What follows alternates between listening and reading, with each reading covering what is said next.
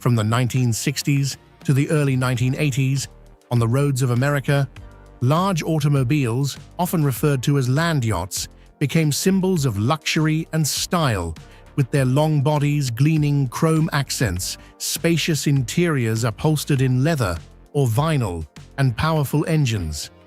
These cars represented a golden era of the American automotive industry today, as the auto industry focuses on compact models and electrification, technology land. Yachts remain a nostalgic memory of an era marked by extravagant gasoline consumption. Cadillac in Lincoln had many impressive variations, but not all of them make it onto this list. Some Cadillacs were stretched at the factory, but most were modified by external companies. Most of the cars on this list meet the criteria for land yachts, though a few models might not fully qualify. Nonetheless, these are still some of the longest cars from the 1970s.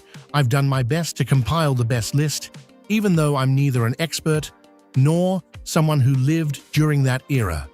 I hope you enjoy this video. At the top of the list is the second generation Mercury Marquis, 1969 to 1978 gem. It looks like one.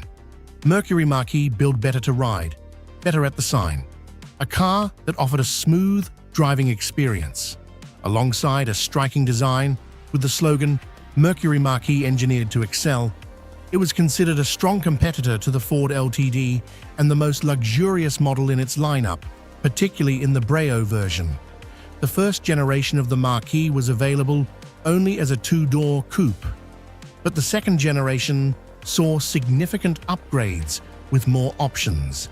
Introduced the second generation, Mercury Marquis expanded its lineup with sedan, convertible, and station wagon options. The two-door and four-door sedans featured a longer wheelbase than the Colony Park, with an overall length of 229 in approximately 5.8 making it 4 or 5 in longer than the Ford LTD, equipped with engines ranging from 351 to 460 cubic in a 3-speed automatic transmission and rear-wheel drive.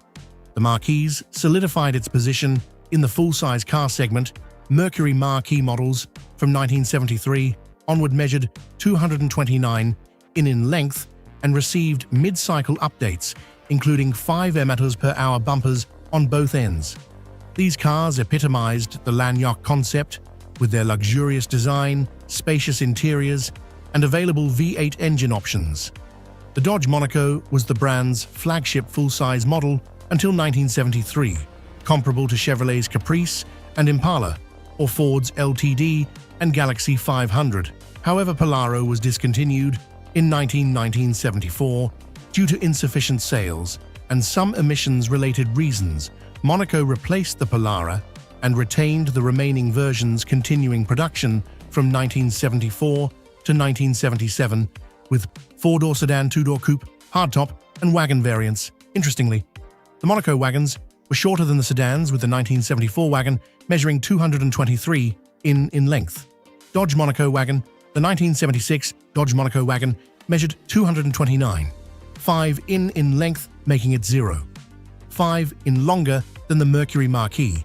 It came standard with a 400 V8 engine with an optional 440 V8, both paired with Chrysler's 3-speed automatic transmission and rear-wheel drive. The Monaco was available in 3 trim levels: the base mono, the royal, and the top-tier broom.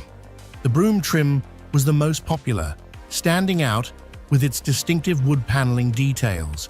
The Dodge Monaco wagon competed with the LTD Country Squire and the Caprice Estate wagon, all highly regarded for their luxury features, with just under 6.0 units produced in 1976.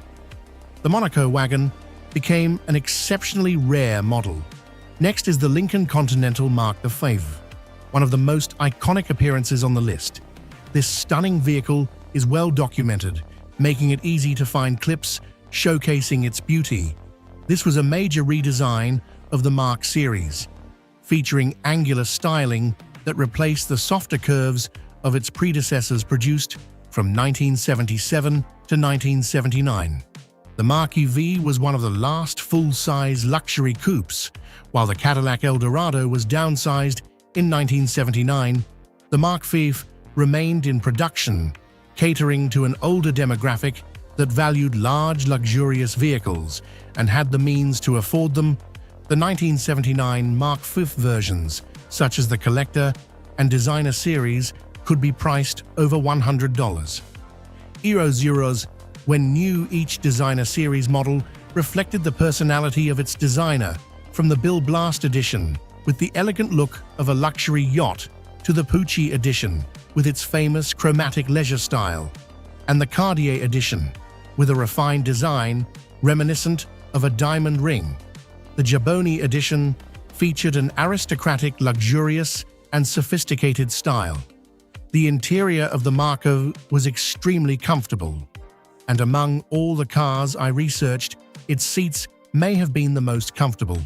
Like the Marquis, the Mark V truly meets the criteria of a land yacht with a length of 23.3 f7. 1m longer than even the modern Escalade with its extended wheelbase and the Wagoner L. It is also 15 in, is longer than the Genesis G9L, and we're only at number 8, the 7th longest American car. Buick Estate from the 1970s is the 1975 in 1976 Buick Estate. This estate model debuted in 1971, but in its final 2 years, it was extended slightly. The estate shared the same wheelbase and many interior details with other models of the era. The 1975 to 1976 Buick Estate shared many features with the Buick Electric 225, including the 455 V8 engine, which was also used in the GSX model. Additionally, the Stage 1 Performance Upgrade package, which included a high-performance cam shaft, enlarged ports and valves, and a dual exhaust system, was available until 1974. In terms of length, this wagon measured 231 in about 5.9 m. The 1975 to 1976 Buick Estate had a length of 250 in about 6.35 m, making it over half an inch longer than its temporaries from Pontiac and Oldsmobile. In terms of suspension, the car used multi-leaf springs instead of coil springs, providing a sturdier feel and increasing the payload capacity compared to coil springs, which allowed for more movement. But with a lower load capacity, the vehicle also featured GM glide-away tailgate design, where the lower part of the gate slides under the floor and the upper window lifts up into the roof. Although the Buick Estate wasn't a top Oldsmobile Mobile 98 seller, Buick continued to produce wagons until 2020, with the Regal TX compared to the Estate. The Regal TX was about 3 ft shorter. As for Oldsmobile, the 1974 to 1975 Oldsmobile 98, measuring 232 in about 5.9 m, was the largest model from Oldsmobile and one of the most spacious cars ever produced by GM, thanks to its full-size body design introduced in 1971. However, when it comes to the most spacious vehicles, that distinction goes to the Capri Classic and the R Master Custom Cruiser models from the 9s, which feed GM's massive B-body platform. The 1974 to 1975 Oldsmobile 98 was the brand's flagship model at the time, and in my opinion, it truly had an elegant design, especially with the Regency package. This model stood out as one of the longest cars of those years, thanks to a government mandate requiring 5 mph bumpers at both ends of the vehicle. Among the various configurations, the 4-door hardtop sedan was the longest. The Olds 98 came standard, with many luxury features, making it not only luxurious, but also very powerful. The Chrysler New Yorker 1974 to 1975 Oldsmobile 98 was equipped with a V8 455 rocket engine with a cold air intake, producing 320 horsepower and a 3-speed automatic transmission. It was Oldsmobile's flagship model at the time, offering a full range of premium features such as deluxe armrests, a dual cigarette holder, floor mats, power windows, power locks, and power seats. Additionally, the car could be optioned with trim packages like a vinyl roof, vinyl interior trim, or a sunroof. This makes me wonder, what was it like for people living in the 70s to own this car? When comparing Buick in Oldsmobile, the question arises as to which model, the Electra or the 98, is considered more luxurious or more indicative of wealth. Chrysler has always been designed with the idea of creating a car that is not only aesthetically valuable, but also a symbol of class. Chrysler truly embodied this with the 1974 Chrysler New Yorker featuring a completely new design and a luxurious appearance.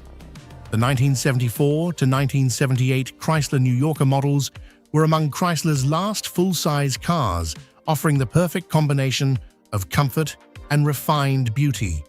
The 1974 Chrysler New Yorker was completely redesigned from the ground up, setting it apart from GM, as it was launched right at the peak of the oil crisis, while GM introduced their full-size models. In 1971, Chrysler's timing wasn't quite as favorable, and their sales reflected this, contributing to the company's decline. Chrysler the New Yorker came in two versions, the base model and the Brew, with the Brew being the most luxurious option.